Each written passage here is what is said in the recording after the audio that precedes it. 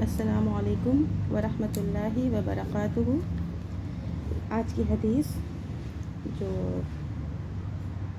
پیش کی جائے گی، ان عمران بن حسین رضی اللہ عنہما ان النبی صلی اللہ علیہ وسلم قال یخرج قوم من النار بشفاعت محمد صلی اللہ علیہ وسلم یدخلون الجنۃ یسمون الجہنمین۔ صحیح بخاری کتاب الرقاق باب صفت الجنت والنار۔ ترجمہ کیا ہے اس حدیث کا؟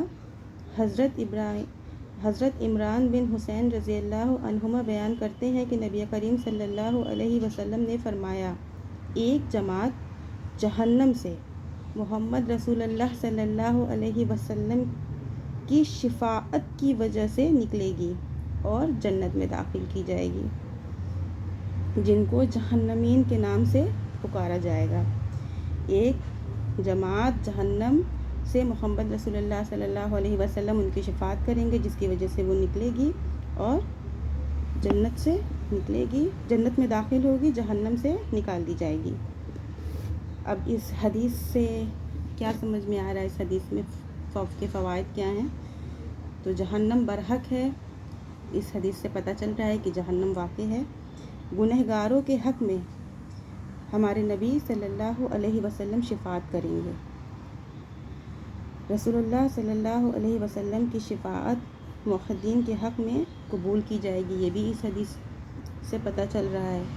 شرک اور کفر کے علاوہ کبائر کی وجہ سے کوئی کافر نہیں ہوتا، یعنی شرک اور کفر بہت بڑا گناہ ہے، ان کی معافی نہیں ہے۔ اس کے بارے میں ہم اگلی حدیث کوئی دوسری حدیث میں یا کسی بیان پر بات کریں گے، شرک اور کفر کے بارے میں۔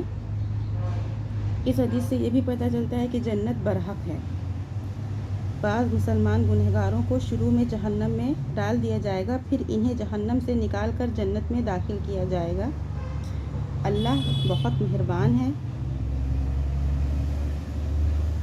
اللہ بہت مہربان ہے، بے شک اس میں کوئی شک نہیں ہے۔ جہنم سے جن کو نکالا جائے گا ان کو جہنمین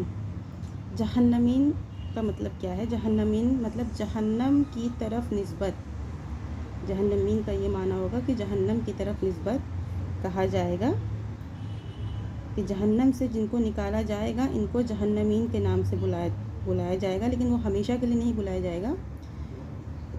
ایمان پر مرنے والا شخص جہنم میں ہمیشہ نہیں رہے گا۔ اس حدیث سے ہمیں یہ پتہ چلتا ہے، ہمیں روز ایسی ہی حدیث سننے کے لیے اس چینل کو لائک کریے، شیئر کریے، سبسکرائب کریے۔ السلام علیکم۔